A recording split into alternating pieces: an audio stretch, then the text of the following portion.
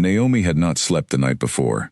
She had been lying on the couch in her small apartment, staring at the ceiling, while the sound of her twin sister's voice cut through the air like something sharp and urgent. Lily was on the phone in the next room, crying and bargaining and crying again, and Naomi already knew, even before Lily walked through that doorway with her leg wrapped in a thick white cast and her face pulled into the expression she always used when she wanted something impossible, that she was about to be asked to do something she would regret. Lily did not knock. She never knocked. She simply appeared, leaning on the doorframe with the cast resting on the floor at an awkward angle, her long dark hair loose around her shoulders, and her eyes wide and reddened from real tears, not the practiced ones she used on camera. "Naomi," she said. Just the name, nothing else. Naomi sat up slowly. She looked at her sister, at the cast, at the overnight bag, already half-packed on the floor, behind Lily's good leg, and she felt the familiar weight settle in her chest. The weight of being the quiet one, the dependable one, the one who had always, somehow, ended up carrying the things Lily dropped. "No," Naomi said, before Lily even finished opening her mouth. Lily limped into the room anyway. She sat on the edge of the bed, and she reached out and took Naomi's hand the way she used to when they were 7 years old and she was afraid of thunderstorms. It was a practiced gesture, but it was also genuine. That was the complicated thing about Lily. She was never only performing. There was always something real underneath. "Just listen," Lily said. "Please, just listen to me for 5 minutes." Naomi listened. The story came out in pieces, the way Lily's stories always did, circling back and adding details and backtracking to correct itself. The brand partnership had been months in the making. It was not just any contract. It was the kind of deal that could change the shape of a career, the kind of visibility that Lily had been working toward since she was 19 years old and decided that the internet was going to be her stage. The brand was called Harvest & Co., a premium lifestyle company that sold everything from organic teas to handmade linen goods, and they had chosen Lily because her aesthetic matched theirs, because her audience trusted her, because she had 300,000 followers who believed every word she said about slow living and intentional mornings. The retreat was 2 weeks long. It was held at a private lodge in the mountains of upstate New York. There were 12 participants in total, a mix of content creators, brand strategists, and marketing consultants. The idea was to develop a new campaign together, something collaborative and authentic, and to produce content along the way. It was not a vacation. It was a working event. But it was also, by any reasonable standard, an extraordinary opportunity. And Lily had fallen. Not dramatically. Not in any way that made for a good story. She had simply stepped wrong on the stairs of her building while carrying a bag of groceries, and the sound of her ankle giving way had been quiet and final and terrible. The doctor had looked at the scan with a face that said everything, before she said anything. No weight-bearing for 6 weeks. No walking without the cast. No mountains. No retreat. Naomi listened to all of it. She did not interrupt. When Lily finished, the room was very quiet, and the only sound was the faint hum of the refrigerator in the kitchen, and the distant noise of the city outside the window. "They have never met me in person," Lily said carefully. "All of our contact has been by email and video call. I have sent them photos. I have done 2 calls with the lead coordinator, a man named Carter Bloom, but his camera was off both times. He would not recognize my voice from mine." She paused. "Naomi, we are identical." "We are not the same person," Naomi said. "I know that," Lily said. "You know I know that. But they don't. They just know my face and my name, and you have my face." Naomi looked at her sister for a long moment.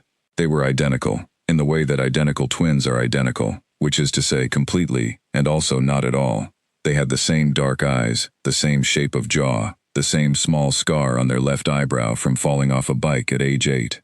But Naomi was quieter, in a way that showed in her posture. She moved differently. She laughed differently. She held her shoulders like someone who expected to carry things and had long since made her peace with it. "Lily," she said, "I am not you." "You don't have to be me," Lily said. "You just have to be someone who could pass for me long enough to get through the retreat. 2 weeks, that's all. You do the workshops, you participate, you make some content, and then you come home. The contract money pays for Mum's procedure. You know we don't have another way." That was the part that landed. Not the flattery, not the desperation, not the tears. The part about their mother, who had been waiting for a procedure that the insurance had denied twice and the savings account could not yet cover. Lily had been the one earning the kind of money that could change that.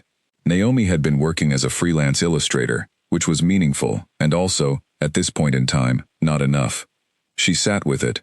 She turned it over. She thought about saying no again, firmly and finally, and she thought about what it would feel like to say it and know that she had meant it. And then she thought about her mother sitting in the kitchen at home, pretending not to be worried, drinking her tea, and saying that things would work themselves out. "Tell me everything," Naomi said at last. "Everything about the retreat. Every person I will meet. Every product. Every brand detail. Everything Lily Chen is supposed to know." Lily's face changed. The relief on it was so immediate and so complete that it almost looked like collapse. She reached out and hugged Naomi so tightly it hurt, and Naomi let her, and neither of them said anything for a moment. Then Naomi pulled back and looked her sister in the eye. "I am doing this once," she said. "One time. And when I come back, you owe me a conversation. A real one. About what we are going to do going forward. About how things need to change." Lily nodded. "Yes, of course. Anything you want." Naomi was not sure she believed it, but she did not say that. There was too much to do, and the bus to the retreat left in less than 36 hours. The next day and a half was unlike anything Naomi had experienced before. Lily sat on the couch with her cast elevated on a pillow, and talked while Naomi sat across from her with a notebook and wrote everything down. The name of the brand, the names of the products, the aesthetic direction of the campaign, which was described in a language Lily called earthy and intentional, and which Naomi privately translated as tasteful browns and wooden spoons. The names of the other participants, as far as Lily knew them.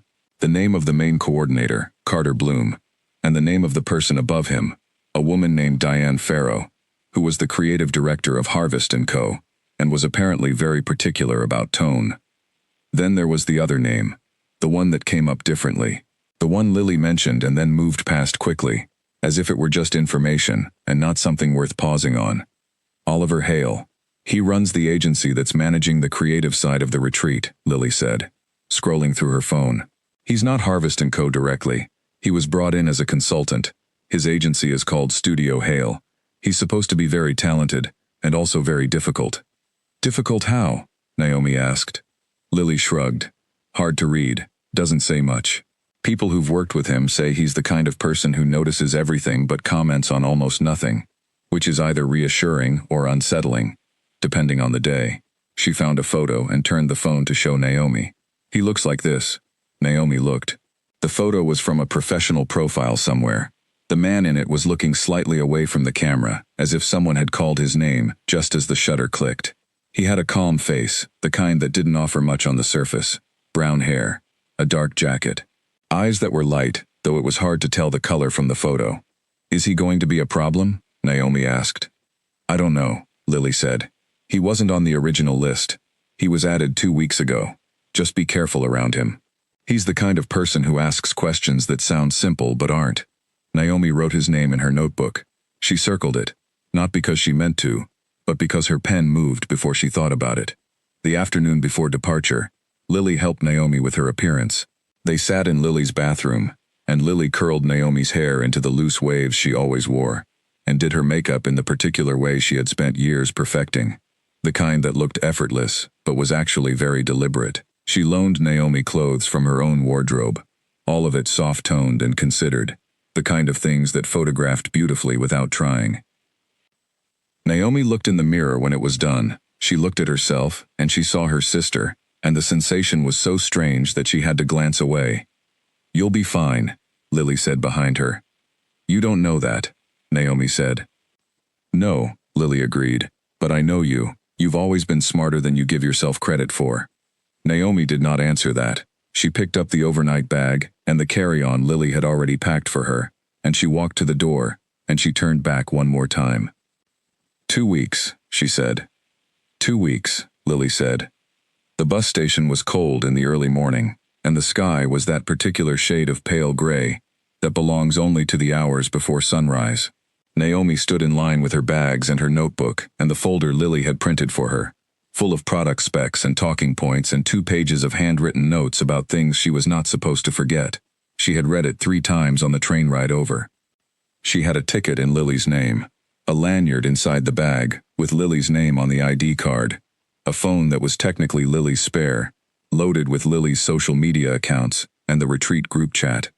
She was, for all the world could tell. The bus was nearly full when she boarded. She found a window seat near the middle and pressed her forehead against the glass as the city disappeared behind her, replaced first by suburbs and then by the slow, growing presence of open land and tree lines and distance. The morning came in gradients, gray to pink, to a pale and cautious gold, and Naomi watched it happen and tried to breathe. She told herself it was 2 weeks. She told herself it was simple. She told herself the story she needed to believe in order to walk into that lodge and say her sister's name as if it were her own. What she did not tell herself was what she actually felt, which was something she could not quite name, not just fear, something more like the peculiar, disorienting sensation of standing at the edge of a life that was not yours and feeling, against all reason, that it might fit. The lodge appeared through the trees like something out of a painting, its warm wooden face rising from a slope of green, and the mountains steady and enormous behind it. Other passengers were stirring around her, gathering bags, murmuring to each other. Someone near the front of the bus said something about the view and laughed. Naomi straightened in her seat. She adjusted the strap of the bag on her shoulder. She pressed the notebook to her chest like a kind of armor. The bus slowed. The door opened. The mountain air came in, cold and pine-sharp and clean. And Naomi stepped off the bus and onto the gravel path, and looked up at the lodge, and at the small group of people gathered near the entrance to welcome them. One of them was standing slightly apart from the others. He was in a dark jacket, the collar turned up against the chill. He had a calm face. He was not looking at the bus. He was looking at the mountain. Then someone said something near him, and he turned, and for a moment, just one moment, his eyes moved across the group of arriving passengers and landed, briefly, on Naomi. She looked away first. She told herself that meant nothing. She picked up her bag. She arranged her expression into something that she hoped looked like Lily's easy confidence, and she walked toward the lodge. The first lie was already behind her. 2 weeks of them stretched ahead. She had not yet begun to understand what those 2 weeks would cost her, or what they would give her, or how entirely different those 2 things would turn out to be. Carter Bloom was the first person to shake her hand, and he did it with the enthusiastic grip of someone who had been looking forward to this moment for a long time. He was shorter than Naomi had imagined, with a round, warm face and a clipboard he kept checking, even when nothing on it had changed. "Lily," he said, and hearing her sister's name come toward her like that, directed at her face, was a stranger feeling than she had prepared for. "So glad you made it. We were worried about the travel. How was the journey?" "Long," Naomi said, and then she remembered that Lily would have said something warmer than that. "But the views made it worth it. It's beautiful out here." Carter's face relaxed into a smile. "It really is. Come on in. We're doing introductions in about 20 minutes. Tea and coffee are already set up in the main room." She followed him inside, and the lodge swallowed her whole. It was exactly the kind of place that Harvest & Co. would choose. Everything inside was considered and calm. There were wide wooden beams across the ceiling, and soft rugs on the stone floors, and tall windows that looked out at the mountains with the particular patience of things that have been in the same place for a very long time. The main room was large and warm, with a long table already set up at one end, and clusters of comfortable chairs arranged at the other. A fire had been lit in the stone fireplace, not because the room was cold, but because the fire made the room feel like something worth being in. Naomi stood in the doorway for a moment and looked at it all, and she felt, for just a breath, the pull of it, the genuineness of the place, the quiet it promised. Then the sound of other voices brought her back, and she moved toward the table with the coffee and poured herself a cup with hands that were almost steady. She had studied the participant list. There were 12 of them in total, including herself. A woman named Caroline Stride, who ran a wellness account out of Portland and had the kind of effortless presence that made you feel she had never been nervous in her life. A man named George Patton, who did brand photography and had already set up a camera on a tripod near the window. A pair of women who arrived together, Fiona and Ruth, who both worked in digital strategy and spoke to each other in a shorthand that sounded like a language they had invented themselves. And then the others, whose names Naomi had memorized from Lily's notes, but whose faces were new and needed to be matched to them, one by one, in real time. She was managing. She was moving through the early minutes of the gathering with enough of Lily's ease, borrowed, and enough of her own quiet competence deployed, that no one seemed to notice the difference. She laughed when it was right to laugh. She asked a question about the schedule that she already knew the answer to, just to have something to say. She held her coffee cup with both hands the way Lily did. Then Oliver Hale walked in. She recognized him from the photo. But the photo had not given her the particular quality of his attention, which was the thing she noticed first. He was not loud. He did not make an entrance. He simply came through the side door near the fireplace and moved toward the room with the unhurried pace of someone who had decided, at some earlier point, that he was not going to be in a hurry. But something about the way he looked at the room, at the people in it, at the space itself, made it clear that he was taking in far more than his expression suggested. His eyes were a pale gray-green in the real light, and they moved through the room with a calm, careful precision that reminded Naomi, absurdly, of the way she looked at a drawing before she began. Carter was at his side almost immediately, clipboard in hand, and the two of them spoke briefly, and then Carter turned and said something in the direction of the room that made several people look up. Oliver's gaze moved across the group. It reached Naomi. It held for a moment, just a moment, and then moved on. She took a slow breath. She told herself this was fine. The introductions began shortly after, everyone seated in the main room with the fire going, and the late morning light coming in wide and golden from the windows. Carter stood at the front and ran through the structure of the retreat, the workshops, the content creation sessions, the collaborative project that was meant to bring everything together. He was warm and organized, and slightly over-prepared, the kind of person who had written and rewritten his opening remarks, and was now delivering them with a careful casualness that wasn't quite natural. Then he introduced Oliver. "Oliver runs Studio Hale," Carter said, "and he's going to be leading the creative direction for the campaign we develop here. He's one of the best in the industry at building stories that feel real, and that's exactly what we're going for with this project. I'll let him take it from here." Oliver stood. He did not use notes. He spoke for about 4 minutes, and when he was done, Naomi had the disorienting sense that she had learned more about what this retreat was actually supposed to accomplish than from all of Carter's organized preparation. He talked about the difference between content that performs and content that endures. He talked about the way an audience can tell, on some instinctive level, when the person in front of them is being genuine. He said that the campaign they were building together over the next 2 weeks was meant to last longer than a trend cycle, and that the only way to achieve that was to bring something real into the room. Real. Naomi sat very still with that word. Then the introductions moved to the participants, going around the room, and when it came to her turn she said her sister's name, and gave a short and careful version of who Lily was and what she did, and the room nodded, and some people smiled, and no one looked at her as if something was wrong. Except that she was aware, without quite looking directly at him, that Oliver was watching her with the same patient and detailed attention he had given to everyone else in the room, and somehow on her it felt different. She could not have said why. The afternoon was spent in a workshop that was more interesting than Naomi had expected. Oliver led it, sitting at the edge of the group rather than standing in front of it, which made the session feel more like a conversation than a presentation. He asked everyone to talk about a moment when they had made something, anything, that they were genuinely proud of. Not the most successful thing, the thing they were proudest of. People gave interesting answers. Caroline talked about a piece of writing she had posted once that barely got any views, but had led to a phone call from a stranger who said it had changed her perspective. George talked about a photograph he had taken of his father that was technically imperfect and that he had never shared, but kept on his desk. Fiona talked about a strategy document she had written for a nonprofit that had resulted in a funding change that helped real people. When it came to Naomi's turn, she opened her mouth with the intention of saying something Lily would have said, something about the aesthetic of a campaign she had built 2 years ago that had reached 100,000 people in a week. What came out instead was something else. She talked about a sketch, a small one. She had drawn it of her mother, just her hands, from the angle of a child looking up at the kitchen counter, the way a person might remember a moment from very early in their life. She had drawn it quickly and without planning it, and when she looked at it afterward, It made her feel something she couldn't name, which was exactly how she knew it was the thing she was proudest of.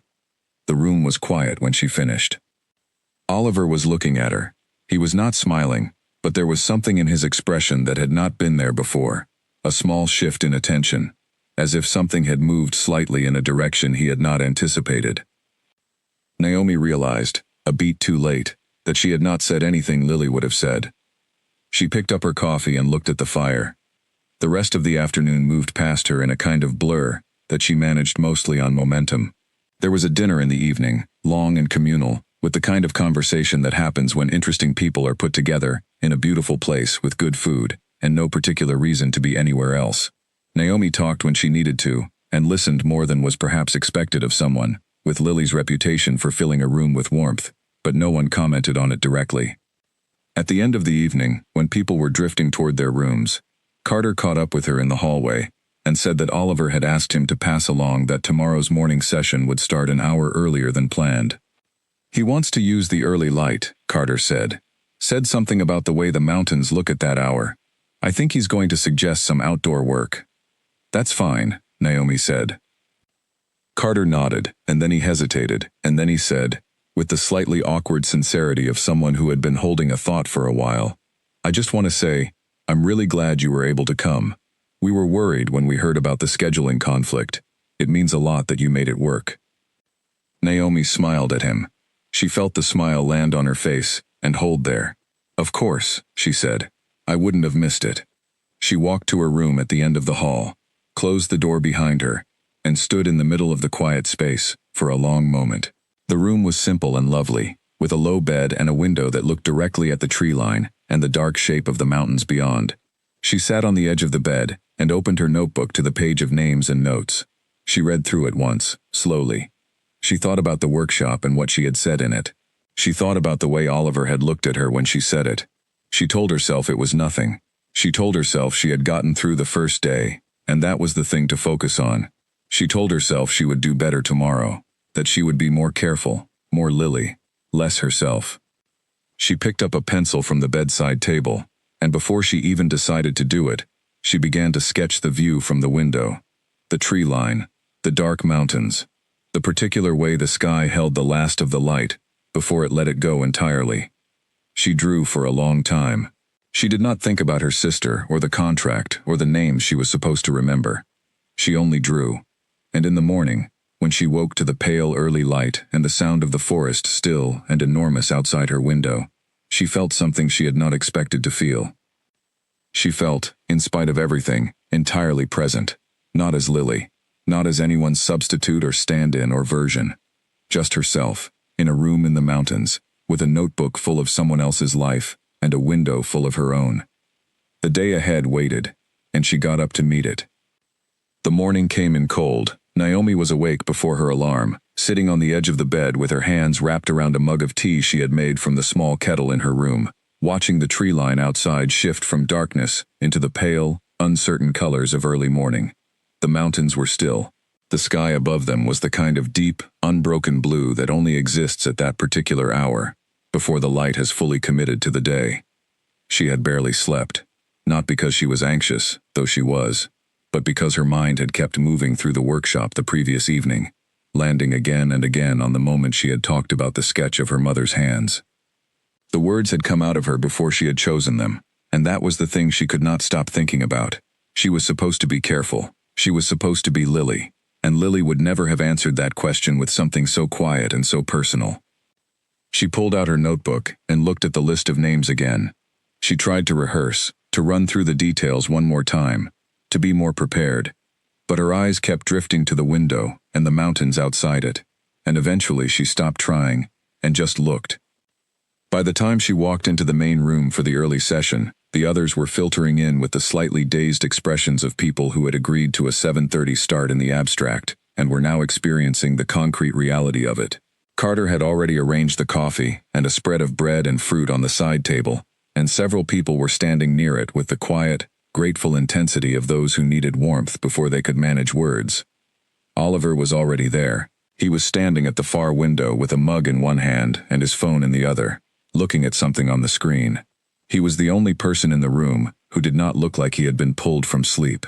He looked like he had already been awake for an hour, already somewhere in his thoughts that was calm and organized, and several steps ahead.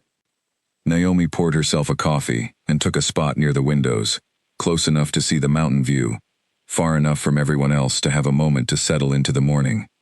Oliver looked up from his phone. His eyes moved across the room in the same unhurried way they always did, and when they reached her, they stopped.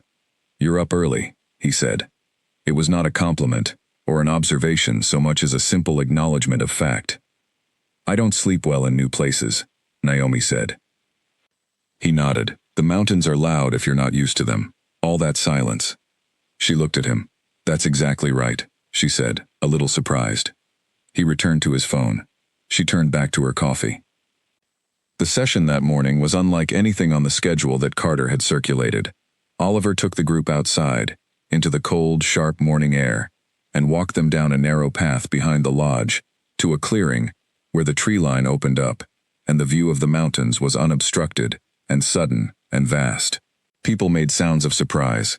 Someone took out a phone immediately. Oliver waited until everyone had arrived, and then he said, without raising his voice, "Put the phones away for the next 20 minutes. There was a small ripple of resistance. Not vocal, but present, in the way people shifted and looked at each other. "I know," he said, "but I want you to look at this without capturing it first. That's the whole problem with most content. We capture before we feel. Then we post the capture, and wonder why it doesn't move anyone." He let a beat pass. 20 minutes. Just look. The phones went away. Reluctantly. Then less reluctantly. And then not reluctantly at all. Because the mountains had a way of doing that. Of making everything that had seemed urgent feel less so. Naomi stood at the edge of the clearing and looked. She had brought her notebook, out of habit, and she opened it without thinking, and drew the shape of the ridgeline in 3 quick lines. Not a careful drawing, just a gesture. The way the range sat against the sky. The way the nearest peak had a shadow on its western face that was darker than the rest. She was not aware of Oliver moving until he was standing beside her, close enough to see the notebook. He looked at it without asking. She let him look. "You drew that just now?" he said. "Yes. You're fast." "When I'm not thinking about it," she said. And then, because that was more honest than she had planned to be, she added quickly, "I sketch things sometimes. To help me see them properly." "What do you mean by properly?" She considered that. It was a real question, asked with real attention, and she gave it a real answer. "When I just look at something, I take it in all at once, and then I move on. When I draw it, I have to look at each part separately. The shape, the shadow, the way one thing connects to another. I end up knowing it differently." He was quiet for a moment. Then he said, "That's the same reason I came out here this morning. Not for the photographs. Just to look at it the right way." She turned to look at him then, and he was already looking at the mountain, his profile calm in the morning light, and she had the sudden and slightly vertiginous feeling that something in this conversation was real, in a way that she had not expected anything here to be. She looked back at her notebook. They stood there together for a while, not speaking, while the morning organized itself around them, and the other participants spread out across the clearing, and talked in low voices, and looked at things with the particular attentiveness of people who had been told to look. Later, back inside, the session moved into a more structured exercise.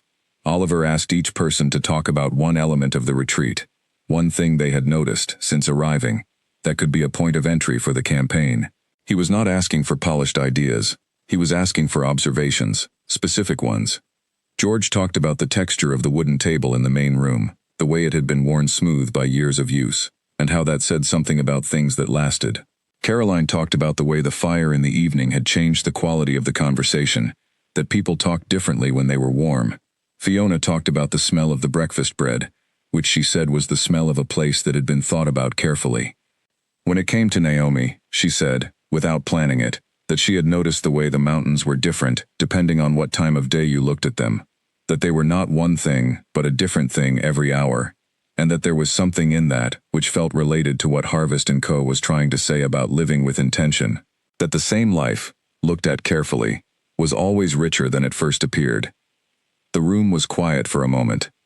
Then Oliver said, "Write that down, not to Naomi specifically, but but to the room in general, though his eyes were on her. Carter was already writing it down. He looked up from his clipboard with the expression of someone who had not expected that answer from that person and was reassessing something. After the session, during the short break before lunch, Caroline came to stand beside Naomi near the coffee table. "You're not what I expected," Caroline said. She said it without apology, directly and pleasantly, in the manner of someone who considered honesty a form of respect. Naomi felt the sentence land somewhere delicate. "What did you expect?" Caroline tilted her head slightly, as if considering how honest to be. "I follow your account," she said. "You're wonderful on it, but it's a very specific kind of wonderful. Very curated. You're different in person. Quieter. More considered." She paused. "I mean that as a compliment." Naomi managed to smile. "Thank you. I suppose I'm just more myself away from the camera."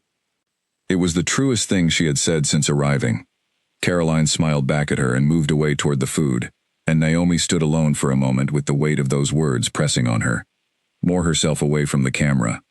The irony was almost too much to carry quietly. The afternoon workshop was harder. Oliver had shifted the focus to the actual campaign structure, the tone, the narrative arc, the specific products and how they would be presented.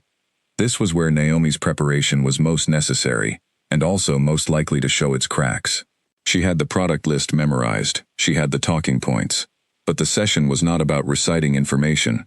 It was about making choices, creative choices, about what story to tell, and how to tell it. And that required judgment, that she had borrowed from Lily's notes, only in the most general way. She listened carefully. She spoke when she was confident. She found, to her surprise, that the parts of the session that called for genuine creative instinct were easier than the parts that called for specific brand knowledge.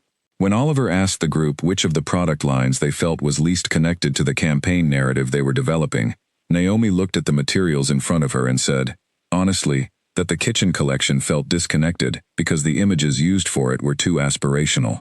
They showed a perfect kitchen, not a lived-in one, and that was at odds with everything else Harvest & Co. was trying to say.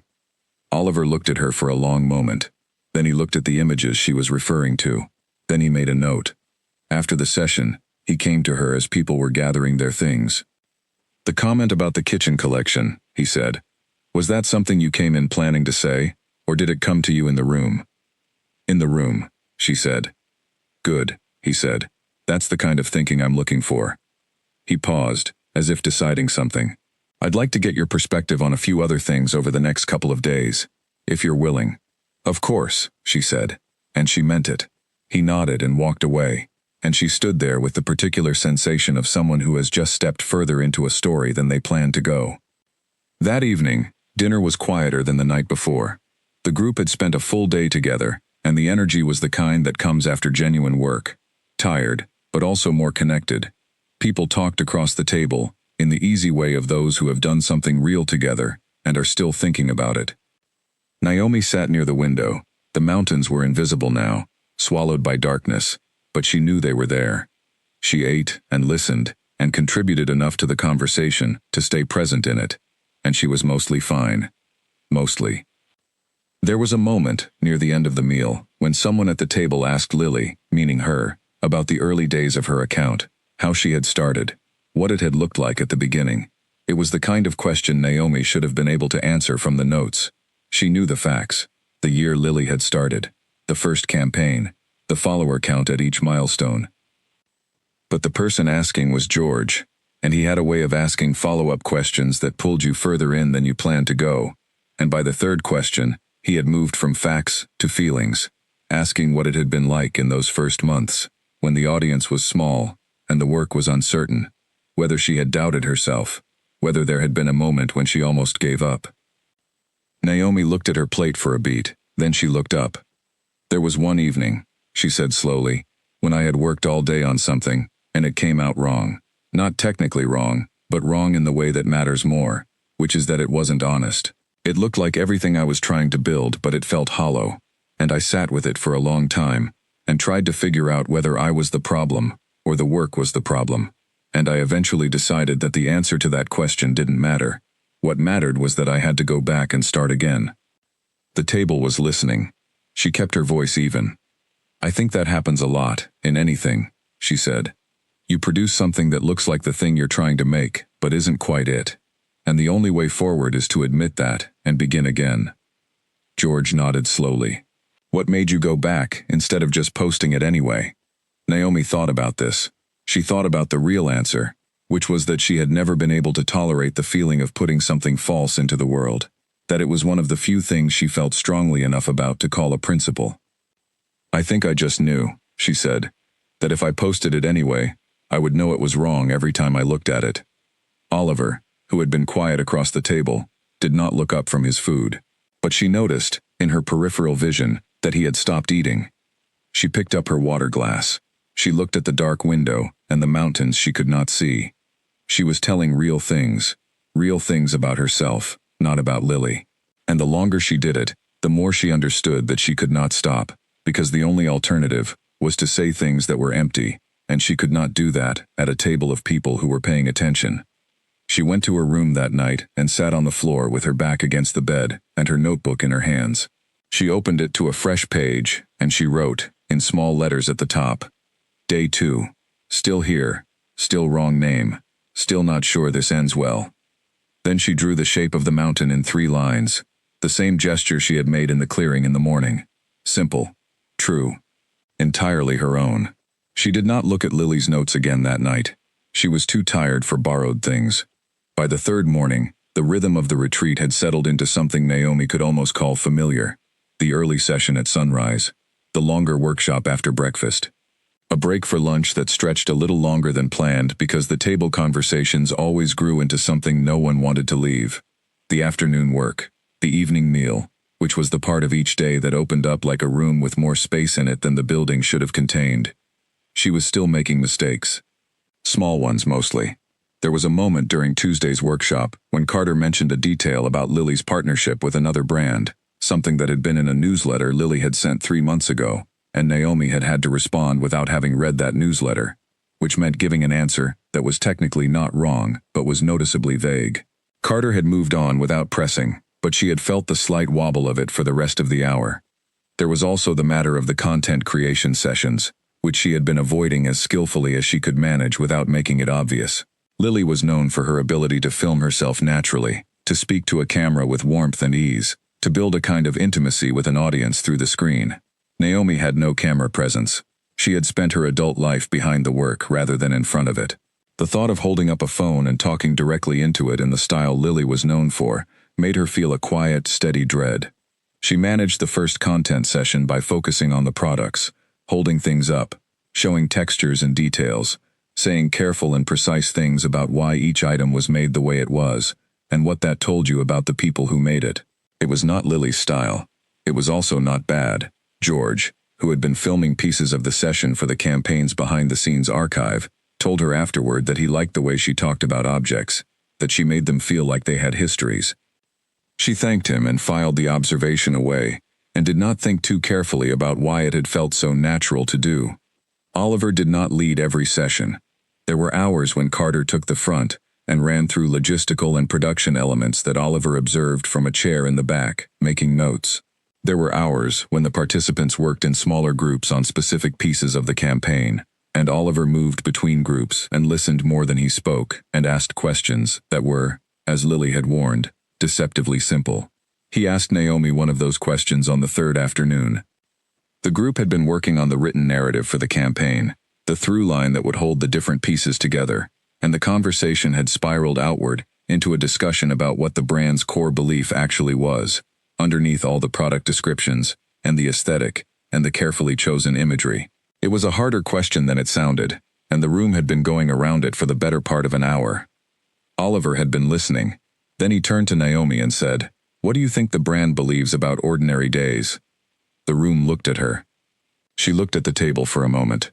Then she said, "I think it believes that ordinary days are the most important thing there is. That the small, repeated choices you make every day, what you drink in the morning, what you put on your kitchen table, what you cook for dinner, are not small choices at all. They're the ones that actually make a life." Silence. Then Oliver said, "That's it. That's the line." Carter wrote it down so fast his pen skidded on the paper.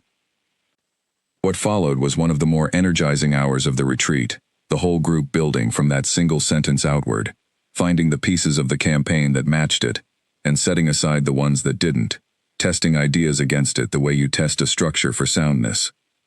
Naomi had said something real, something that had come from the part of her that had spent years observing the texture of daily life in the drawings she made, and it had fit the brand's truth more precisely than anything that had come from the formal strategy documents. She should have felt relieved. Instead, she felt, increasingly, like she was building something she would not be allowed to keep. On the third evening, after dinner, several of the participants drifted toward the fireplace end of the main room with their drinks and the loose energy of people who had worked hard and were now glad to have done it. Naomi sat on the edge of this group, half in it, her notebook open in her lap with the sketches she had been making throughout the day. Mountains, the grain of the wooden table, a quick study of George's hands as he had held a camera during the morning session. Oliver came to sit in the chair beside her. He did not look at the notebook immediately. He looked at the fire. "You've been drawing this whole time," he said. It was not a question. "It's a habit," she said. "I don't always notice I'm doing it." "Can I see?" She handed it to him. He held it with both hands and went through the pages slowly, from the first drawing she had made on the bus to the most recent one, a quick sketch of the lodge exterior she had made from the window that afternoon. He was unhurried about it. He did not react performatively. He simply looked, with the same patient, careful attention he brought to everything. When he reached the end, he closed the notebook and handed it back to her. "These are good," he said. "They're just notes," she said. "No," he said. "They're observations. There's a difference. Notes are what you put down so you don't forget. Observations are what you put down because you've already understood something." He paused. "These understand something." Naomi did not know what to do with that. She held the notebook in her lap and looked at the fire. "Do you draw in your normal life?" he asked. "Outside of work?" She opened her mouth to answer, as Lily, and then stopped. Because the honest answer was yes, she drew constantly, in every spare moment, on the corners of receipts and the backs of schedules and in the small notebooks she carried everywhere. And Lily did not draw at all. Lily had never had much patience for sitting still. "Yes," she said, choosing truth over character. "It's the thing I come back to when everything else is too much." He nodded. "I used to paint," he said. "Years ago. Before the agency got busy enough to take up everything. I keep meaning to go back to it." "What stopped you?" He was quiet for a moment. The fire moved between its own shapes. "I think I told myself there wasn't time." Which was partly true, but also partly a choice I made without fully realizing I was making it. "That happens," Naomi said. "You don't notice you've given something up until the absence of it is bigger than the thing was." He looked at her. It was a direct look, the kind he gave when something had surprised him in a way he hadn't expected to be surprised. "Yes," he said, "exactly like that." She felt the conversation settle between them, quiet and warm, and without the slight performance that had colored most of her interactions since arriving. This was just two people at the end of a long day, sitting near a fire, talking about the things they had lost and not quite recovered. She should not have liked it as much as she did. She pulled herself back, gently, to safer ground. She asked him something about the campaign, something logistical, and the moment became something more ordinary, and they talked for a while longer about the work before the group began to drift toward bed and the evening wound down. Naomi walked to her room with the notebook under her arm and the feeling, persistent and unwelcome, that she was failing at the only rule that mattered. She was not supposed to be real here. She was supposed to be Lily. But Lily was not the one who had said anything worth saying in any session so far.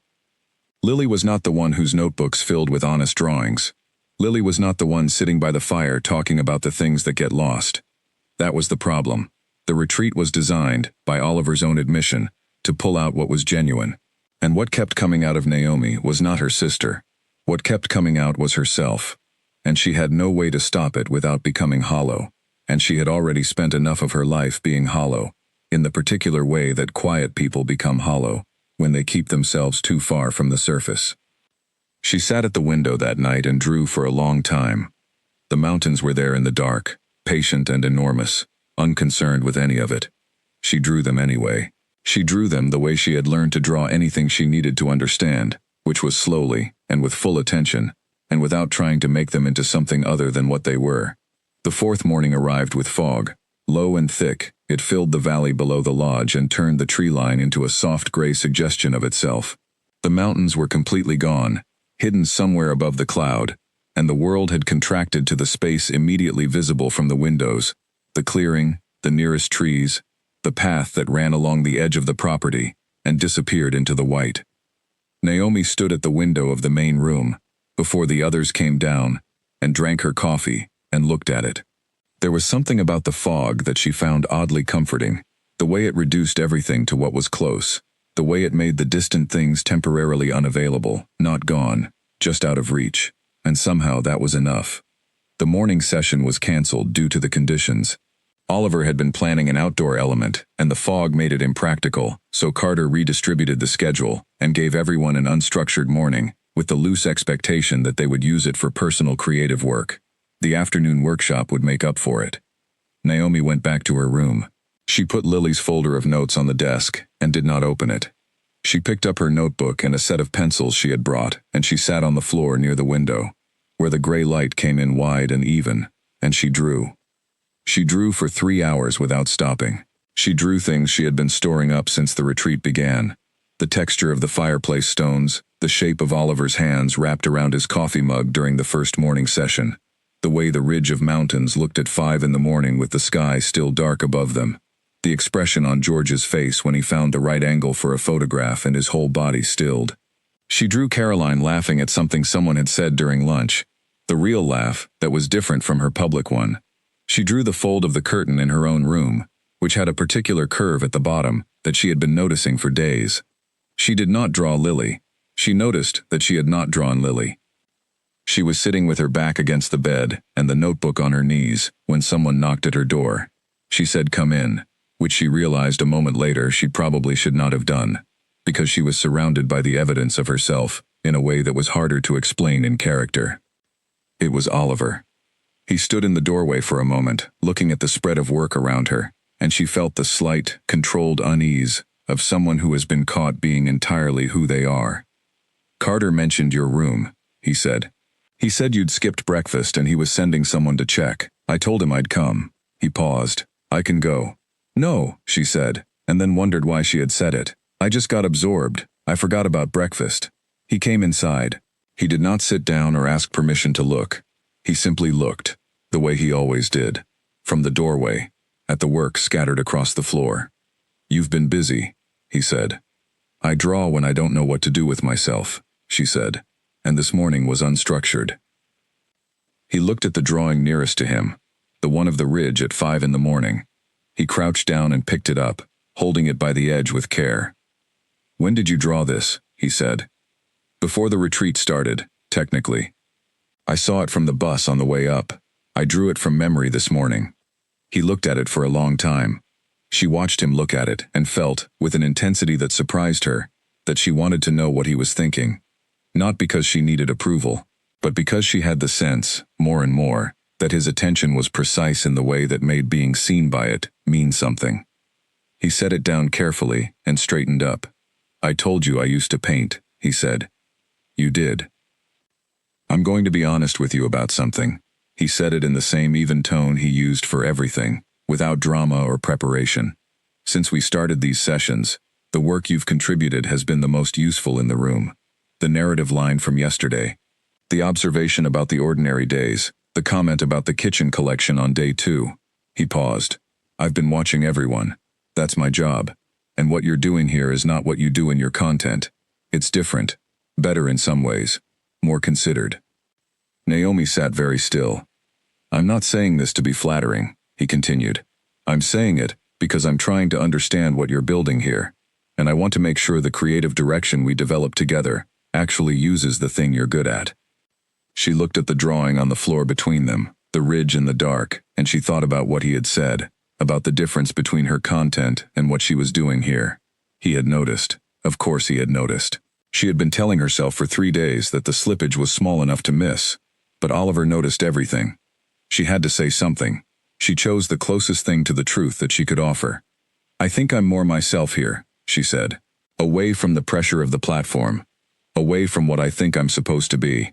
The retreat has given me room to think differently. He was quiet for a moment. That's what it's supposed to do, he said. And when it works, it's worth everything we put into designing it.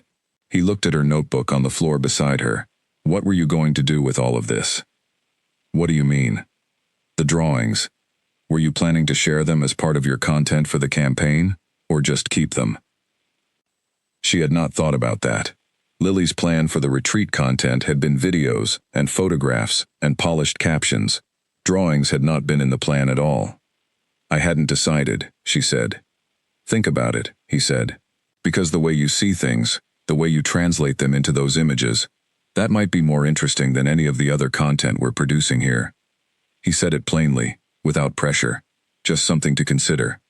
He moved toward the door. You should eat, he said. Carter will spiral if he thinks someone has collapsed in their room from hunger. She almost laughed. The sound came out quietly, but it was real, and he caught it. And for a moment, his expression had something in it that was warmer than his usual careful calm. Not a smile exactly, but the precursor to one.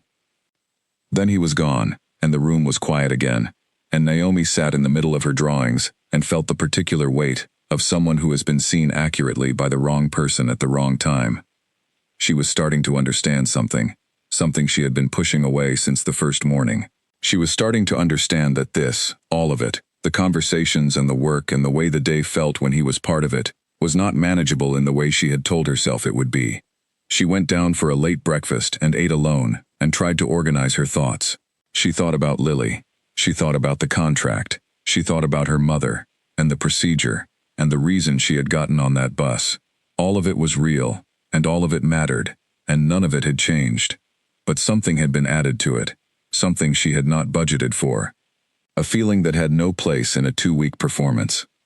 She went to the afternoon workshop and she was good at it, better than she had been any previous day, because she had stopped trying to be careful and started just being present, and Oliver's sessions rewarded presence more than anything else.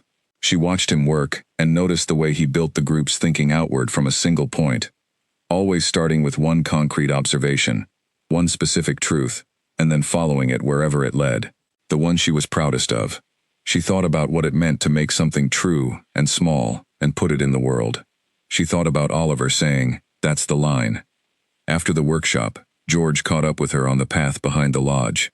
He was carrying his camera.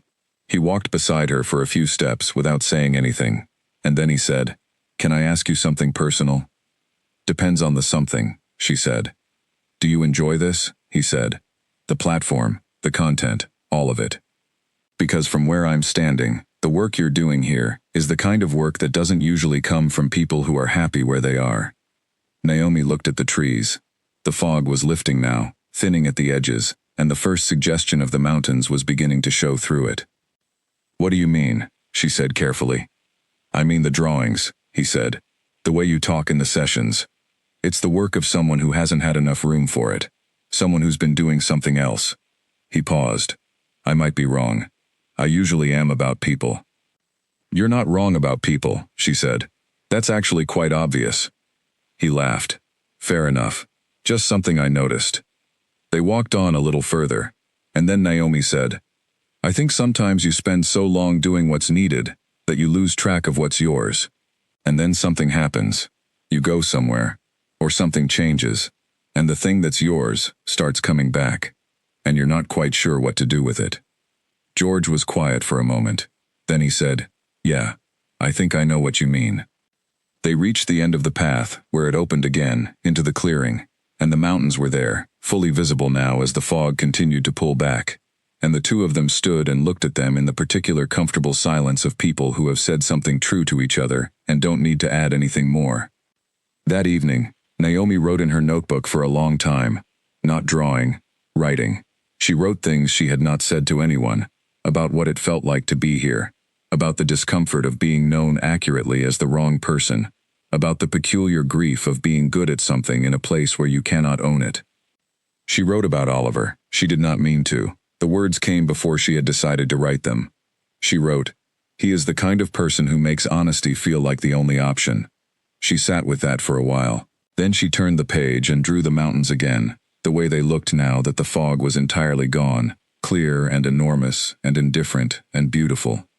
She thought about what George had said, about what it meant to find something that was yours. She thought about how much longer she had to pretend she hadn't. It happened without a single decisive moment. There was no morning when Naomi woke up and decided to stop being Lily. There was no afternoon when she made a choice to become herself. It happened the way most significant things happen, in increments, in the accumulation of small honest moments that added up to something she could no longer deny. By the 5th day, she had stopped rehearsing Lily's answers before the sessions. By the 6th, she had stopped checking Lily's notes altogether. By the 7th, which was the midpoint of the retreat and the day that felt, in retrospect, like the hinge the whole story turned on, she was simply herself, completely. In every conversation, every workshop, every walk along the path behind the lodge, where the air was cold, and the mountains were always there, patient and clear, on the other side of the tree line. She still wore the name. It sat on her lanyard, and in Carter's cheerful greetings, and in the group chat on Lily's phone, that she checked less and less frequently. But the name was increasingly the only thing that belonged to her sister. Everything else that came out of her was hers. And the retreat, designed precisely to extract what was genuine, had noticed. The 7th morning was a workshop Oliver had been building toward since the first day. He called it the synthesis session, which was a serious name for what turned out to be the most energized and unstructured hour of the entire retreat. He put every idea the group had generated across the week on the large board at the front of the room, not in any order but all at once, clustered by type and color, a visual record of everything that had been thought and said and considered. Then he stood back and looked at it. Then the group looked at it. Then Caroline said, "That's a lot," and several people laughed, and the session began. What emerged from the next 2 hours was the clearest and most cohesive version of the campaign Naomi had seen. Not because any single idea was new, but because they were all in the room together now, visible at the same time, and the group could see the connections between them that had been invisible when the ideas existed separately. The through line was the sentence Naomi had offered earlier in the week. Ordinary days are the most important thing there is.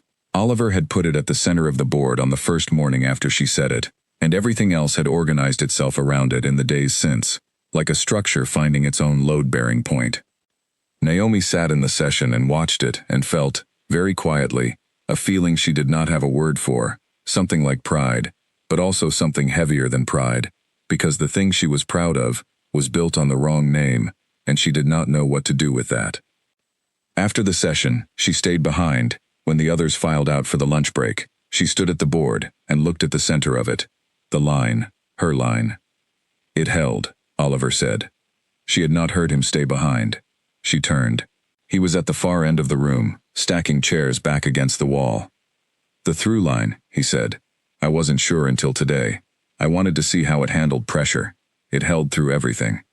"That's good," she said. He set the last chair down. He looked at her across the room. "You look like you're not sure how to feel about it." "I'm not," she said honestly. He crossed the room and stood beside her in front of the board. They were close enough that she could see the small marks on the paper where ideas had been crossed out and replaced. The whole visible history of the group's thinking. "This doesn't happen often," he said. "A week where something real actually gets made. Usually there's enough performance in the room that the genuine thing stays buried." He paused. "This week has been different." She looked at the board. "I think it's the place," she said. "The mountains, the fire. The fact that there's no reason to pretend to be somewhere better than here." He was quiet for a moment. "Or the people," he said. She did not look at him. She kept her eyes on the board. "Oliver," she said, and his name felt strange in her mouth, too direct, too much like something she had earned the right to say when she hadn't. "Can I ask you something?" "Yes." "What made you start the agency?" Not the professional answer, the real one. He was quiet long enough that she thought he was not going to answer. Then he said, "I had a job at a large firm, very successful, very organized. I was good at it, and it paid well, and I was also slowly disappearing inside it." He paused. "There was a day when I looked at something I had built for a client, and I could not find myself anywhere in it, not even a trace. And I thought, if I do this for the rest of my career, I will look back on it and see all the things I made, and find none of them connected to anything that was actually mine. He looked at the board. So I left, and I built something smaller, and I have been able to find myself in the work ever since. Naomi listened to this, and felt it land somewhere specific. That's exactly it, she said. The thing you described, not finding yourself in it. He looked at her then, directly, with the particular quality of attention that was specific to him, that she had spent the week learning to read, and was now reading very clearly. I know, he said. I think you've been finding your way back to something this week. I don't know what you lost or when, but I can see you finding it. She looked at him. She wanted, very badly, to tell him the truth. She felt the sentence forming in her chest, the real one, the version that started with her actual name. She had been holding it there for 6 days, and the pressure of it had become physical. But she could not. Not yet. Not here. With 12 other people just through the door, and Carter's clipboard, and the contract that was her mother's procedure. She turned back to the board. Thank you, she said, for the week, for the way you run these sessions. It's made me think about things I'd stopped thinking about. That's the idea, he said, though I should probably say the same to you. She looked at him again, quickly. He said, the campaign direction, the narrative line, the way you've pushed the group's thinking this week, that's not something I could have planned for. It came from you. He was straightforward about it, without self-consciousness or ceremony. So thank you. She did not know how to receive that. She managed a small nod and moved toward the door, and he let her go, and she walked out into the hallway, and the cold from the open back door, and the sound of the others at lunch. She stood in the hallway for a moment, and breathed. She was in serious trouble. Not the kind she had worried about at the beginning of the retreat. Not the fear of being caught, or the brand contract dissolving, or Carter looking at her with suspicion. Different trouble, deeper and more specific, the kind that does not announce itself as trouble until it has already settled somewhere you cannot easily reach. She cared about this, not the retreat in the abstract. This. The sessions with their expanding ideas. The group, which was a real group now, with its own shorthand and its own particular way of thinking together. The place, which she was genuinely going to miss. And Oliver. She cared about Oliver. She did not pretend to herself that she didn't. She ate lunch with the others and was fine. She went to the afternoon session and contributed well and was fine. She sat at dinner and talked and laughed and was fine. And then, in the evening, when the group had drifted to the fireplace end of the room and the wine was open and people were easier with each other than they had been all week, Oliver sat beside her on the bench near the window, not the chairs by the fire, but the quieter spot that had, over the course of the week, become the place they often ended up. He handed her a mug of tea. She had not asked for it. He had simply noticed, at some point she could not identify, that she preferred tea to wine at the end of the day, and he had made it. She looked at the mug in her hands. How many more days? She said. 7, he said. 7 more days. She should have felt something like relief. Instead, she felt the countdown begin, like a small and steady loss. They talked for a long time. About the campaign, about the lodge and whether the fog would come back, about the kind of work that endured and the kind that didn't. He told her about a project he had done early in the agency's life, that had failed publicly, and what he had done with that. She told him about a series of illustrations she had made over 2 years, that no one had ever seen, that she kept in a folder on her computer, because they were too personal to show, and too important to delete. She was telling him about herself, fully, specifically, in detail. She was not performing anything. And he was listening the way he listened to everything, completely, with that precise and patient attention that she had come to recognize as the particular quality of a person who takes what other people say seriously. At some point, the room around them had gone quiet, and she realized the others had drifted to bed, and it was just them by the window with the cold pressed against the glass on the other side. I should probably sleep, she said. Probably, he agreed. He did not move. She looked at him. He was looking at the dark window, the reflection of the room in the glass, and she could see both versions of his face at once. The real one turned slightly away, and the reflected one, looking back at her. Oliver, she said. He turned. She wanted to say something true. She had 3 different true things crowding each other in her chest. She could not say any of them. Thank you for the tea, she said. He almost smiled. It was the closest thing to a complete smile she had seen from him, a movement at the corner of his mouth that contained something warm. "Good night," he said. She walked to her room and closed the door, and stood in the dark and let the accumulated weight of the week settle over her completely. Not just the evening, all of it. 7 days of being real in someone else's name. She did not open her notebook. She did not draw. She just stood in the dark and felt, entirely, how much she had already lost by finding this, and how much more she stood to lose when the truth finally arrived, which she was beginning to understand was inevitable. She could not keep this up.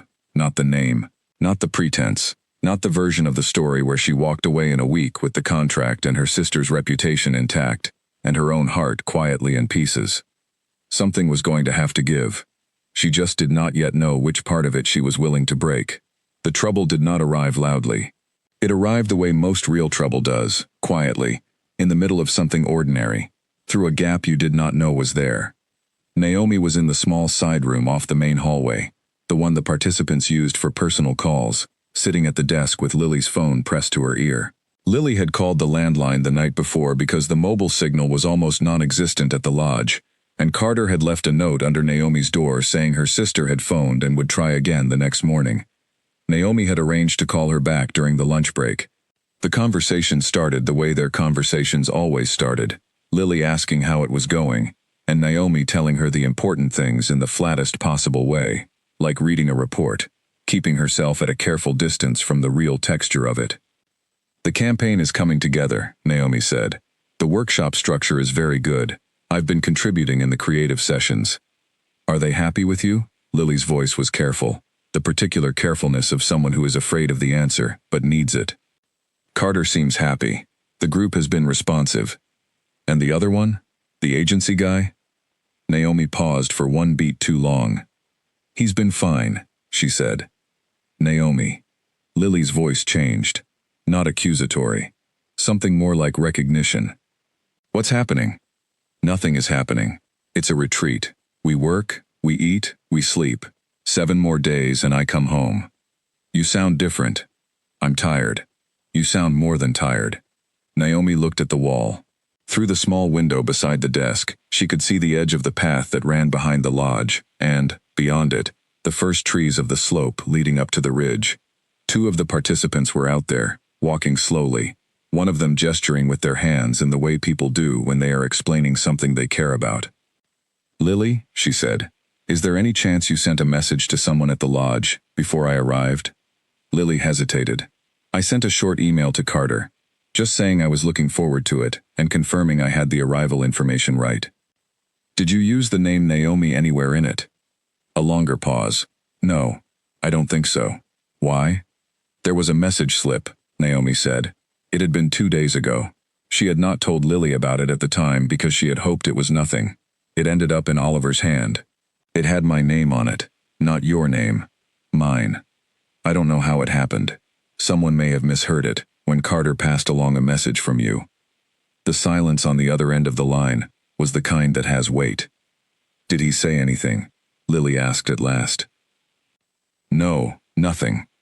"Then maybe it was just a clerical mistake. Maybe he didn't notice." Naomi thought about Oliver. She thought about the way he watched a room, the way his eyes moved through a space, and catalogued it without appearing to catalog anything. She thought about the shift in his expression after the session where she had talked about the sketch of her mother's hands. She thought about every moment of the past week when she had felt, without being able to say why, that he was seeing more than she was showing. "He noticed," she said. Lily was quiet. "Naomi, you need to be more careful. I know that. I'm serious. If this falls apart now, the brand will not just pull the contract. They'll make it public. They'll say they were deceived. It could be a whole thing." "I know," Naomi said again, quietly. "I know what the stakes are." There was a pause, and then Lily said, "Are you okay?" It was such a simple question, the simplest possible question. And Naomi sat with it, in the side room, with the view of the path and the mountains beyond. And she felt the question, open into a space she did not have words to fill. "Yes," she said, "I'm fine. I'll be more careful." She ended the call and sat for a moment with the phone in her lap. She was not fine. She had not been fine in the sense Lily meant for several days now. She was, by any honest accounting, in the middle of something that had gotten away from her in a direction she had not planned for, and the approach of the final week felt less like relief and more like a door closing on a room she had not finished exploring. She went to the afternoon session. Oliver was already there. He was standing near the board from the synthesis session, which had not been cleared yet, the whole mapped-out structure of the campaign still visible across it in its various colors. He was looking at something in the lower right corner of it, a cluster of ideas they had spent the least time on, things that had been generated early in the week and not yet fully developed. When the group had settled in, he turned and said, "I want to spend this afternoon on the things we haven't touched yet." He gestured at the lower corner, the ideas that came in fast and then got set aside because the bigger structures took over. Sometimes, the things we set aside are the most interesting ones. Naomi looked at the lower right corner. There were several small ideas there. Notes from early sessions, some of them were hers. One of them, written in Carter's neat hand from an early brainstorm, read, "The unseen work. What goes into the ordinary day that no one photographs? The things that make the beautiful things possible." She had said that on the first day, not in a workshop, but in a side conversation with George during the initial content session, and someone had overheard, and Carter had written it down. She had forgotten it was there. Oliver pointed at it. "Start here," he said to the group. "What does this mean to the campaign? What does it look like in practice?" The session that followed was one of the best of the week. The group pulled the phrase apart and found that it contained more than it appeared to. The unseen work, the preparation, the thought, the care that existed beneath every lovely ordinary moment. The planning that made the slow morning possible. The skill behind the handmade thing. The history inside the simple object. All of it invisible in the final image, but present, structuring everything. Naomi was quiet for most of the session. She had said the phrase first.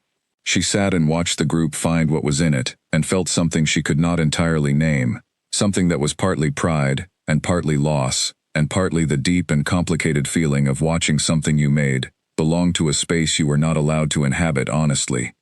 Oliver let the group work. He sat at the edge of it, as he always did, and watched, and made notes, and asked the occasional question that opened a new room in the thinking. At some point he looked at Naomi, not pointedly, just the natural scan of a person checking the group, and she was looking at the board, and she felt his gaze rest on her for a moment before moving on. After the session, when the room was emptying, he came to stand beside her at the board. "That phrase," he said, "the unseen work. Do you know where it came from? Carter has it attributed to day one, but I don't know who said it." She looked at the note. She could say she did not know. She could let it pass. She could do either of those things easily. "I said it," she said, in a conversation with George, during the first content session. He looked at her. "I thought so," he said. "Why?" "It sounds like you," he said simply. She turned from the board and looked at him directly. He was watching her with that calm, precise attention, and she felt, with sudden and complete clarity, that he was no longer simply curious. He knew something, not all of it, but enough. She held his gaze. She did not flinch from it, and she did not perform anything. "I should go get ready for dinner," she said. "Of course," he said. She walked out of the room. In the hallway she stopped and pressed her back against the wall for a moment, out of sight of the room, and breathed. He knew. Not the name, maybe. Not the full story. But the pattern of it. He had been collecting evidence the way he collected everything, quietly and completely, and some piece of it had clicked into place. She had felt the click. She did not know what he would do with it. She went to dinner, and was present, and careful, and said the right things, and laughed in the right places. She sat across the table from Oliver, who was talking to George about the photography for the campaign, and his face was as calm as it always was, and he did not look at her differently than he had before, or if he did, the difference was too small to measure in a glance. But at the end of the meal, when the group was getting up and gathering things, a message slip appeared on the table near Naomi's hand. She looked at it. It was from the front desk, a handwritten note that Carter must have left for her. It read, "Your sister Naomi called again, left a message to say she is doing better, and not to worry." She picked it up. She folded it in half. She looked up, and Oliver was across the room, his jacket on, speaking to Caroline. He glanced at her briefly, just a glance, and then looked away. She did not know if he had seen the note. She went to her room and sat on the floor and held the folded note in her hands and looked at the mountains through the window. The night was clear, for the first time all week, and the mountains were dark and sharp against a sky full of stars, and they were exactly as solid and calm and indifferent as they had been from the beginning. She thought about what happened next, the final week, the remaining sessions, the executive video call that was scheduled for the second to last evening, where she would be expected to present alongside the group to the brand's senior team. She had been managing not to think about that. It was the hardest piece, the most exposed. She thought about her mother. She thought about Lily. She thought about the campaign board with the phrase in the corner, the unseen work. And she thought about Oliver saying, "It sounds like you." Not Lily. You. She picked up her notebook. She opened it to a new page. She wrote, in small, careful letters, "The unseen work." She stared at that for a long time. Then she drew a line beneath it and began to write, for the first time, the true version of what had happened since she stepped off the bus. Not for anyone else, just for herself. Just to have it exist somewhere honest. She wrote for a long time. The mountains held their shape outside the window. The stars moved their slow, quiet path. She was running out of time. She could feel it the way you feel weather coming. Not yet present, but no longer distant. Something was about to break. She was beginning to think she might need to be the one who broke it.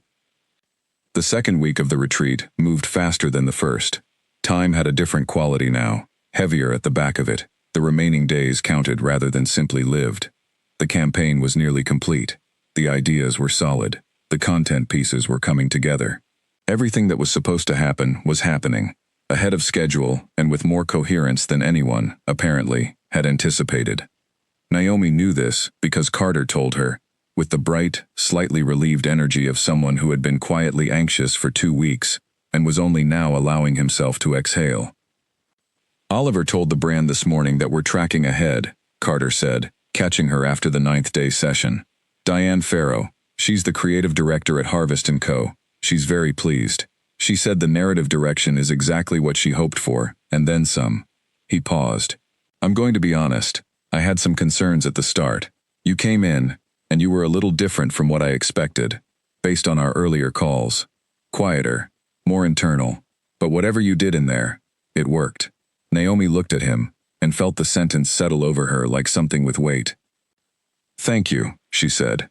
"The executive call is tomorrow evening," he reminded her. 8 participants presenting, yourself included. Diane and 2 of her directors will be on the call. Oliver will moderate. It should be about an hour. She nodded. She had known it was coming. She had been not quite thinking about it for 5 days. The executive call was the thing she was most afraid of, not because she couldn't present well, but because Diane Farrow had spoken with Lily twice in the months before the retreat. Actual video calls, actual conversations. Not long ones, not intimate, but real. And if Diane looked at the screen and heard this version of Lily, and something did not match, there was no quiet slip or subtle recovery available. There was only the live exposure of a video call with 3 senior people on one side and 12 participants on the other. She went to the 10th-day morning session and was fully present in it, and did good work, and said true things, and contributed to the final shape of the campaign in ways that she knew would last past her time here. She could do that much. She could make sure the work was real, even if nothing else was. Oliver ran the morning session with a focus on final structure, locking in the elements that were complete, and identifying the 2 or 3 that still needed resolution. He was efficient and clear in the way he always was at the end of a project, the creative openness of earlier in the week giving way to the sharper, faster energy of finishing. He moved around the board with a marker and made decisions with the confidence of someone who has spent enough time in the uncertainty to know what the ground feels like under the right choice. He did not single Naomi out. He did not look at her differently than anyone else, but twice during the session, when the group landed on something true and complete, his eyes found hers for a moment, brief and quiet, a shared recognition that had been building all week and was now just part of the language between them. She was going to miss this. She already missed it, which was the strange and particular grief of losing something while you still had it. In the afternoon she went for a walk alone, along the path behind the lodge. The sky was clear and the air was cold, and the mountains were sharp and close-looking, in the particular way they got in the clear weather, when the light had nowhere to scatter, and fell directly on the stone, and the dark forest, and the high white lines of whatever remained of the snow above the tree line. She walked until the path curved, and the lodge was out of sight, and it was just her, and the trees, and the mountains, and the cold. She thought about what she was going to do. She had thought about it at night, for the past several days, in the way you think about something you are not quite ready to decide. She had turned it over, and looked at it from every side. The options were clear enough. She could continue. She could get through the executive call, she could manage it. She could hold together for one more day, and then take the bus home, and let the contract be signed in Lily's name, and let everything dissolve back into the shape it was supposed to have. That was option 1. Option 2 was to tell the truth. She sat down on a flat stone near the edge of the path, where the view opened up, and looked at the mountains for a long time. Telling the truth meant the contract was at risk. It meant Lily's reputation was at risk. It meant her mother's procedure was at risk. It meant 12 people would learn they had been deceived, including people she had come to genuinely like, and who had genuinely liked her. It meant Oliver would know. It meant Oliver would know everything. She sat with that for a long time. The mountains did not offer an opinion. They were very good at that. She walked back. That evening, the group had dinner, and the mood was warm and retrospective, people beginning to gather the week into a story they could take home with them.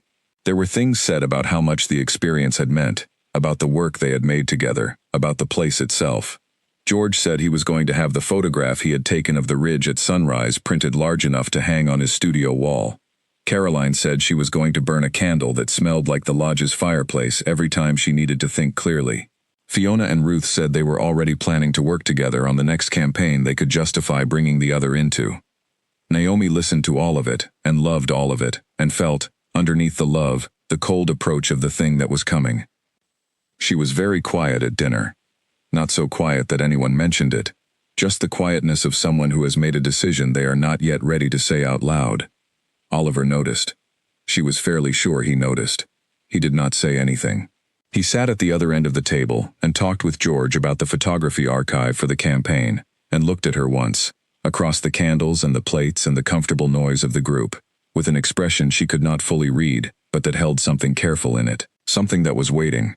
After dinner, people drifted, some toward the fireplace, some toward bed. The executive call was tomorrow evening, and several people wanted to be rested for it. Naomi went outside. She stood on the porch of the lodge in the cold night air and looked at the mountains, which were barely visible now, dark shapes against a dark sky, present only as the absence of stars at their edges. She heard the door open behind her. She did not need to turn to know who it was. Oliver came to stand beside her. He had his jacket on. He did not say anything immediately. They stood and looked at the dark where the mountains were. "The call is tomorrow evening," she said. "Yes. I need to tell you something before it happens." She felt him turn and look at her. She kept her eyes on the mountains. "I know I've been different here," she said. "Different from what you expected. Different from my platform. I said earlier in the week that it was because I was more myself away from the pressure of the camera. That was true, but it's not the whole truth." She stopped. She breathed. The air was cold enough that the breath came out visible. "The whole truth is something I need to say before that call tomorrow, because I cannot do that call and then leave here and have said nothing." She turned and looked at him. "My name is not Lily." The night was very quiet. Oliver looked at her. His expression did not change, exactly, but something in it settled, like a weight that has been held for a long time being set down. "I know," he said. She blinked. "You know." "I've known for a while," he said, "since approximately day 3. Possibly earlier." The cold air moved through the space between them. "How?" she said. "The message slip with your real name was part of it," he said. "But mostly, it was just the accumulation of everything. The way you looked up when Carter called you Lily. The way you held your pencil. The answers you gave in the sessions.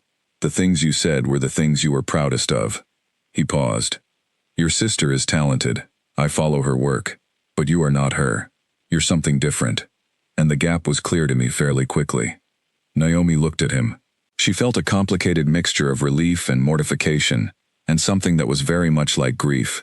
"Why didn't you say anything?" she said. "Because I wanted to understand what was happening," he said. "And then I wanted to see if you would tell me yourself." He paused again. "And because the work was good. Whatever brought you here, whoever you came in as, what you contributed to this campaign was genuine, and it was excellent, and I didn't want to break it." She looked at the mountains. "My sister broke her leg the night before the retreat," she said. "She had the contract. My family needed it. We are identical. She asked me to come in her place." "Is she all right?" "She's fine. It was the ankle." He nodded. "The executive call tomorrow," she said. "Diane Farrow has spoken with Lily. On video, twice." "I know. I can't do it," she said. "I can do a lot of things, and I've done a lot of things this week that I didn't think I could do. But I can't look into a camera at the executive team and perform my sister for an hour with stakes that high." Oliver was quiet for a moment. "No," he said. "You can't." She looked at him. "I'm going to tell the group tomorrow. Before the call. I'm not going to let this unravel in front of Diane Farrow." He held her gaze. "That's the right choice," he said. "It might end the contract." "It might," he agreed. "That's not something I can control." "I'm sorry," she said. "For all of it. For what it means for the campaign. For what it will mean for your agency. I know this reflects on Studio Hale." He looked at her for a long moment. "Don't apologize for the campaign," he said. "What you built this week is still what it is, regardless of whose name was on the lanyard." She looked down at the lanyard.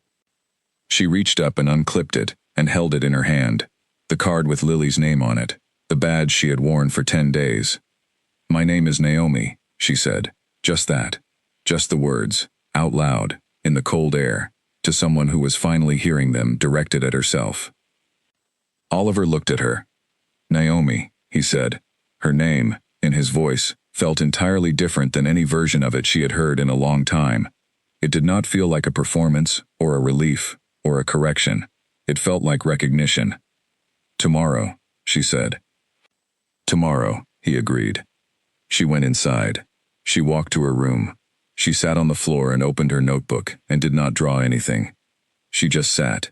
She breathed. She let the decision be real. She had told him. She had said her own name. And the mountain was still there outside the window, unmoved, which was exactly as it should be. Tomorrow everything would change. She did not know into what, but she knew that whatever it changed into would be built on something solid. For the first time all week, she slept through the night. The morning of the 11th day was the hardest thing Naomi had done in a long time, and she had done several hard things recently. She came down before the others. She stood in the main room, while the early light was still low, and the fire from the night before was down to pale ash.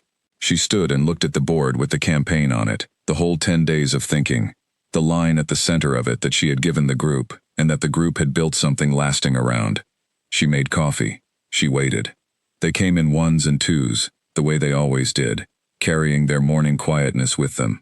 George with his camera already around his neck. Caroline with her hair loose and her usual polished ease. Fiona and Ruth together, already talking.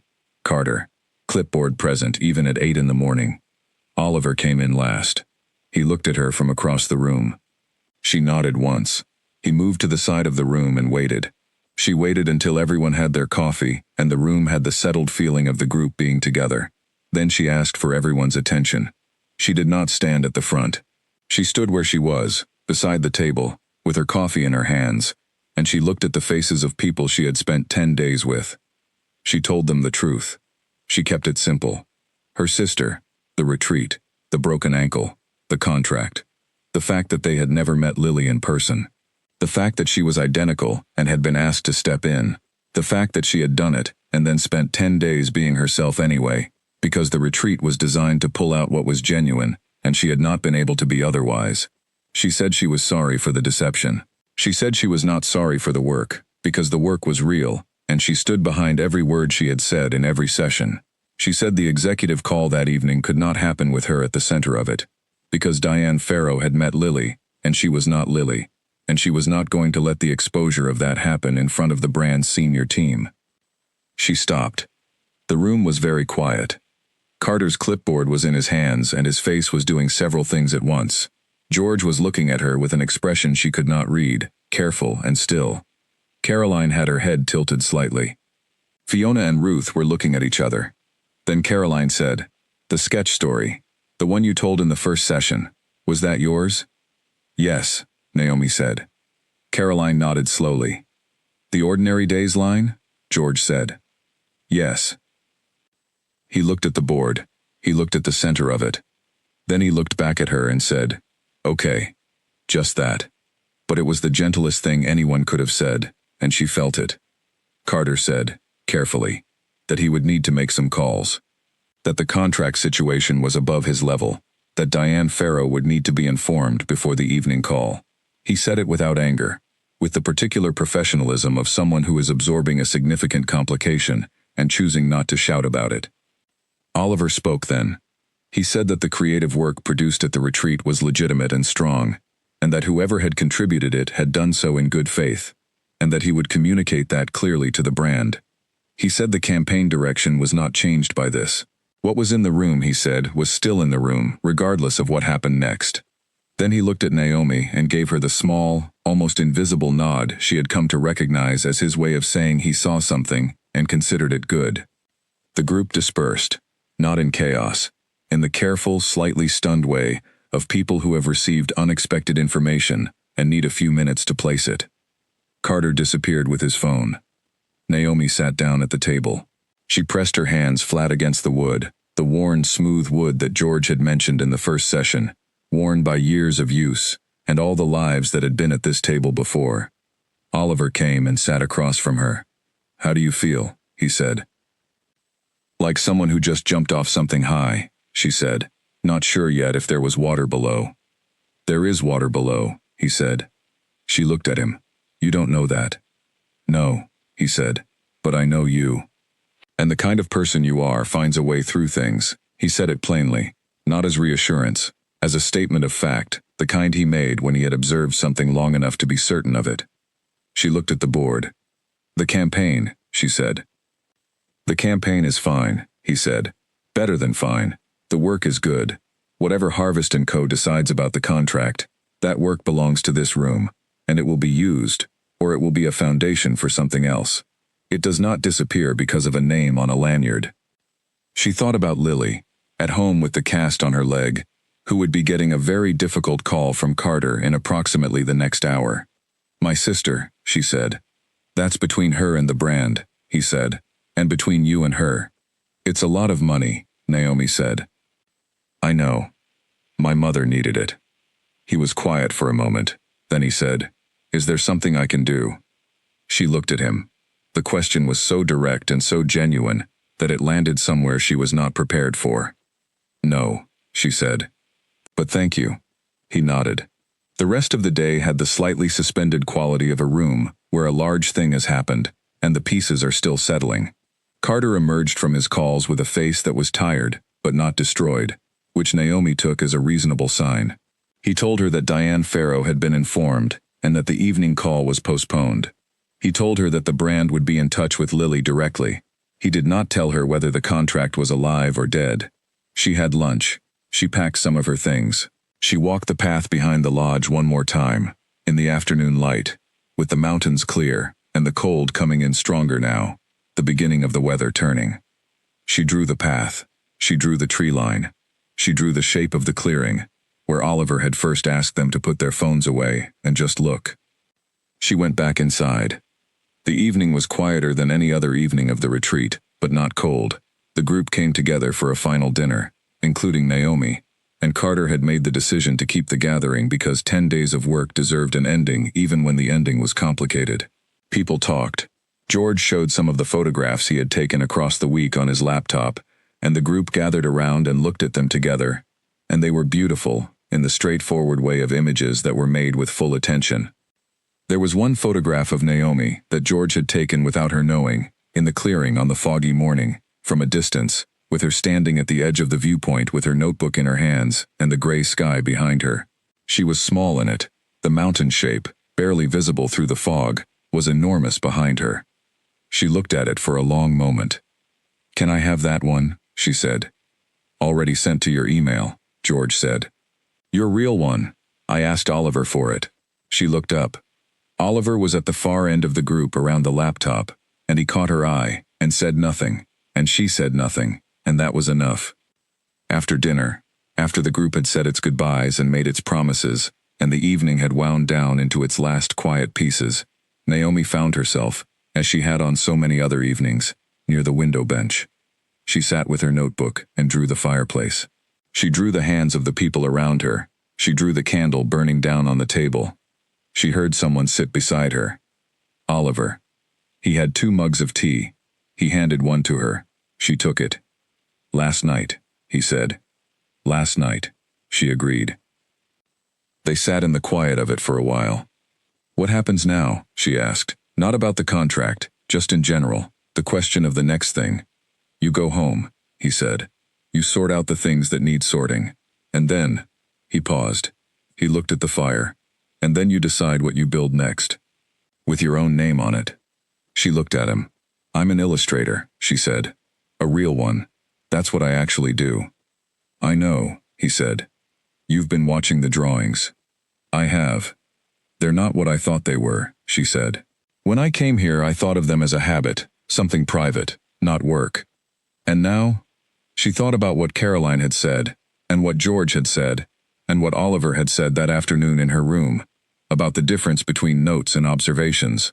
She thought about the board with the campaign on it, and the through line at the center, and the line in the corner about the unseen work. Now I think they might be the thing, she said. He looked at her. Good, he said. Just that. The word quiet and complete. The fire burned. The mountain was there in the dark outside, patient and enormous. Naomi held her mug and sat beside the only person in this building who knew her real name and had known it longer than she had been brave enough to say it, and she let the last evening of the retreat be exactly what it was. Not an ending, not a door closing. Something else. The particular feeling of a before, sitting very close to an after, in the last moment when they are still together. The bus left at 7 in the morning. The mountains were lit gold on their upper faces by the early sun, while their bases were still in shadow, and the valley below the lodge was quiet and cool, and smelled of pine, and the particular cleanness of high places. Naomi stood outside with her bag at her feet, and her notebook in her hand, and looked at the view for a long time. She did not take a photograph. She drew it instead, in the margin of the page where she had been writing the night before, a quick 3-line suggestion of the ridge and the gold light, something to carry. The others trickled out with their luggage. There were hugs, the kind that are genuine, because 10 days of real work makes real connections. George gave her his card, and said he hoped she would share the drawings at some point. Caroline told her she had genuinely changed how she thought about the retreat's purpose. Fiona and Ruth waved from across the gravel path, and called something that was lost in the sound of the bus engine starting. Carter shook her hand with the same warm grip he had offered on the first morning, and he looked at her with an expression that was tired and complicated and ultimately kind. I've spoken with Lily, he said quietly. The brand is still deciding, but for what it's worth, everyone here thought you were excellent. That's not nothing. Thank you, she said, for everything. I know this was not what you signed up for. He waved it off, though not without some effort. It never is, he said. The best weeks never are. She was one of the last ones to board. She turned at the door of the bus and looked back at the lodge. Oliver was standing near the entrance, talking to the lodge manager about something, and he turned, as if he felt the look, and he walked across the gravel toward her. He stopped a few feet away. He had his jacket on and a bag over one shoulder, and the same calm, considered expression he always wore, and she looked at him and thought about 10 days of sessions and drawings and early mornings, and the fire in the evenings, and the mountain always present and clear on the other side of the glass. She thought about what she wanted to say. There were several true things available to her. Thank you, she said, for not saying anything, and for saying the things you did. The work was worth protecting, he said, and you were worth listening to. She held that. She let it be true. I'd like to see what you build next, he said, with the illustrations, whatever you decide to do with them. I'd like to show you, she said, and she meant it absolutely. He reached into his jacket pocket and held out a card. She took it. It was a studio hail card with his name and an email address. "When you're ready," he said. She put the card in her notebook. She looked at him one more time, in the morning light with the mountain behind him, and the day waiting. "My name is Naomi Chen," she said, in case it never came up properly. "It came up," he said. He almost smiled. "It suits you." She turned and got on the bus. She found her window seat.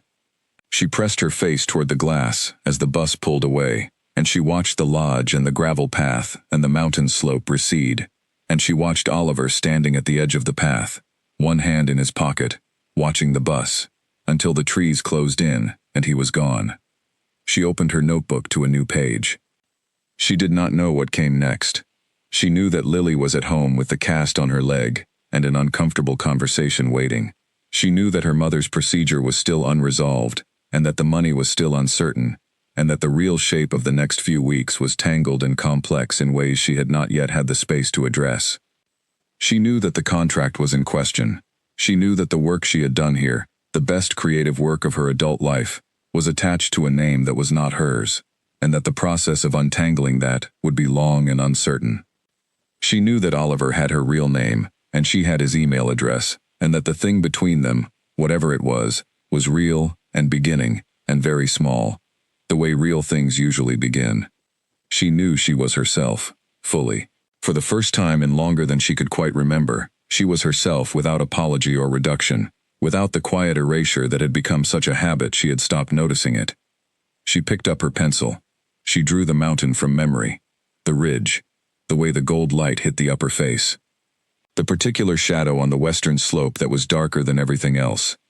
She drew it precisely, the way she had learned to draw anything she needed to understand, slowly and with full attention. The bus moved through the trees, and the miles opened up between her and the lodge, and she did not look back again. Not because there was nothing there worth looking at, but because she was already looking forward, with the same patient and careful attention she had learned, in 10 days on a mountain, to turn toward the things that mattered. She had a life to build, a real one, under her real name, with her real work in it. She drew until the mountains were behind her. Then she kept drawing. Naomi was on the bus for 4 hours. She drew for most of them. Not the mountains anymore, other things. The faces of the people she had spent 10 days with, the board with the campaign on it, the fire in the lodge's stone fireplace.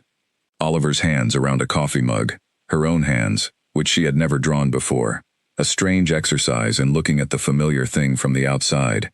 She arrived at the city station in the early afternoon, and took the train to her neighborhood, and walked the last 3 blocks to her building. The city felt very loud after the lodge. The mountains were gone. The air smelled of pavement and coffee, and the particular city smell of things layered on top of each other, with nowhere for them to go. She walked through it, and noticed it, and did not mind it. She was home. Lily was at the apartment. Naomi had not checked to see whether she would be. She simply came up the stairs and unlocked her door, and Lily was sitting on the couch with her leg elevated, her phone in her hands, and her face in the particular arrangement of someone who has been waiting and is not sure how to begin. They looked at each other. "Carter called," Lily said. "I know. Diane Farrow called. I expected that." Lily looked at her for a long moment. "Are you okay?" Naomi set her bag down. She sat in the chair across from the couch, and put her notebook on the table between them, and looked at her sister. "I'm fine," she said. "I'm actually fine. Not the version of fine that means nothing is wrong. The real version." Lily looked at the notebook. She looked at her sister's face.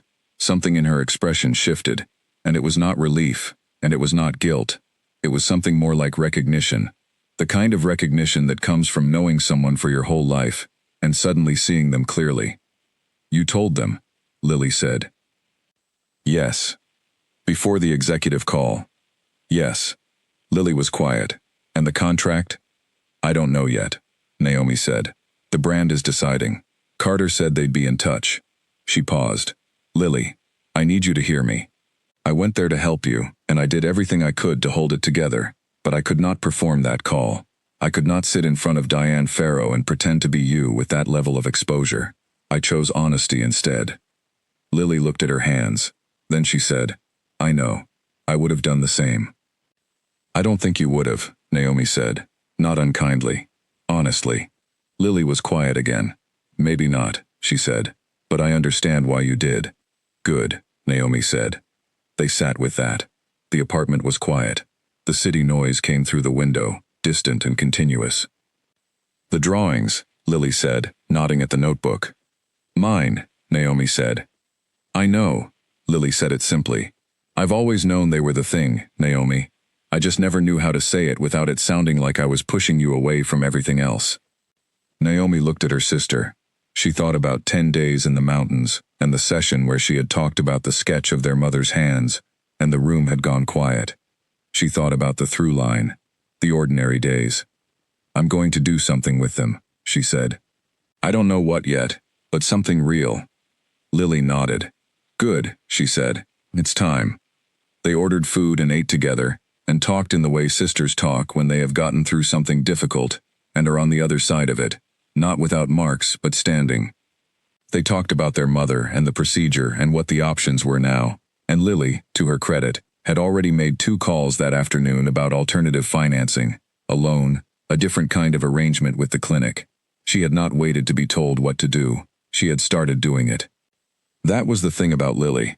For all her edges and her demands, and the ways she sometimes made herself the center of things without meaning to, she was also this. She started doing things. She did not wait. They would work it out. Naomi believed that. The next 2 weeks were strange and honest and full of the particular work of coming back to ordinary life after an extraordinary thing. Naomi went back to her illustration work. She had several commissions waiting, small ones, the kind that paid enough and asked little. She completed them carefully. She was good at this. She had always been good at this. She had just, for a while, been too close to the surface of her own ordinary life to see how good it was. She opened her notebook.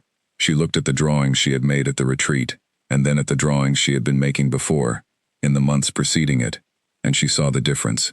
It was not a small difference. The retreat drawings were looser and more alive and more certain, as if something in her had relaxed enough to stop getting in her own way.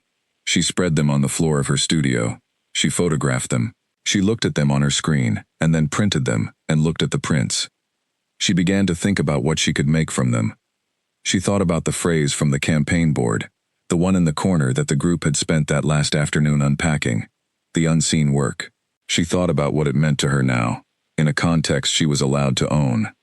The work that exists underneath the visible thing, the drawings she made that no one had seen, the ways she saw and processed and understood the world that had gone unshared because she had not known they were worth sharing. She thought about what a body of work built on that idea could look like. She spent 3 weeks thinking about it. Then she started making it.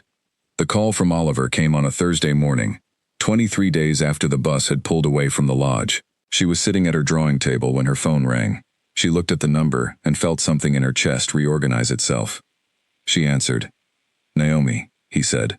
Her name, in his voice, still had the particular quality she had felt on the porch of the lodge. Like recognition. Oliver, she said. How are things? He asked. Busy, she said. In a good way. The illustrations? The illustrations, she confirmed. I'm figuring out what to do with them. I'd like to hear about that, he said. If you're willing to talk it through. I am, she said. They talked for an hour. He asked questions about the work, real ones, the kind that required her to think carefully before she answered. He told her about a project Studio Hale was developing, a campaign for a smaller client, and he said, carefully and directly, that there was a collaboration he wanted to propose, a formal one, with her illustration work at the center of the visual language. She sat at her drawing table and looked at the work spread around her and listened. That's real interest, she said. Not just a kindness because of the retreat? It's never a kindness when I'm spending the agency's money, he said. I don't do things I don't believe in. She knew that was true. She had watched him for 10 days not doing things he didn't believe in. Okay, she said. Okay, he said. There was a pause, and then he said, the brand, Harvest & Co. Diane spoke with your sister. The contract was restructured. Lily is working with them on a revised version that comes from her platform and her aesthetic, which is genuinely excellent and genuinely hers. Carter told me they're satisfied. Naomi breathed out slowly. And The campaign we built at the retreat? She said. It's being used, he said, with the appropriate adjustments. The through line held. Diane called it the strongest narrative foundation the brand has had in 5 years. He paused. The credit on the internal documentation is listed as the Retreat Group, which is accurate. She thought about the board, the line at the center of it. Ordinary days are the most important thing there is. Good, she said. That's where it belongs. He said, I'll send you the project brief for the Studio Hale work. You don't have to say yes before you read it. I know, she said. Send it. They ended the call. She sat at her drawing table for a moment. Then she turned to the work in front of her and picked up her pencil and continued. 3 weeks later, she met Oliver for coffee in the city. A place near his office, a small and unhurried room with wooden furniture and the smell of good coffee and the noise of the street held back by a single glass door. She arrived first, which was unlike her, and she sat at a table near the window and looked at the street and felt the slight, electric quality of waiting for something real. He came in, he saw her, he crossed the room. They sat across from each other with their coffees and the project brief on the table between them and the afternoon light coming in flat and clear through the window, and they talked for 3 hours. About the brief, and about the illustrations, and about what she was making, and about the agency, and about the project, and about the retreat. Once, briefly, in the way you talk about the thing that was the beginning of something when you are in the middle of what it became. He was the same as he had been on the mountain, precise and calm and capable of listening in the way that made being heard feel like something useful. And she was herself, fully, with her real name and her real work on the table between them. And there was nothing in the room that was borrowed or performed or belonging to someone else. At the end of it, when the coffees were long finished and the afternoon was becoming evening outside the window, he said, I'm glad you came to the retreat. She looked at him. I came as someone else, she said. You came as yourself, he said. The name was wrong. Everything else was real. She thought about that. She thought about 10 days of drawing and talking and being seen by a place and a group and a particular person, with precise eyes and patient attention. Yes, she said. I suppose it was. Outside, the city moved in its usual continuous way. People and light and the ordinary, layered complexity of a day that was almost over. The kind of day that would not be photographed or published or made into content. Just a day. The kind she had been taught to believe was the most important kind there is. She picked up her notebook. She drew the window. She drew the table. She drew his hands. The same sketch she had made at the retreat without his knowledge. The one that had lived in her notebook for over a month now. And she turned the notebook and slid it across the table toward him. He looked at it for a long time. You drew these at the retreat, he said. Day 2, she said. During the morning session. I do it without thinking. He looked at the drawing. He looked at her. Thank you, he said. It was a simple thing, said simply, and it landed in the space between them like something that had been waiting to be said for quite a while. She took the notebook back. She put it in her bag. She stood up and put on her coat, and he stood up, and they walked out together into the city evening, and the street was cold and full of people, and the streetlights were coming on in the early dark, and none of it looked ordinary at all. It looked exactly like what it was. The beginning of something made from honest pieces, put together carefully, under the right names at last. She walked beside him, and thought about the mountains, which were still there, exactly as they had been, patient, and enormous, and entirely unimpressed with any of it. She was glad for that. She needed at least one thing in her life to be unimpressed. Everything else, she planned to make worth something. She already had.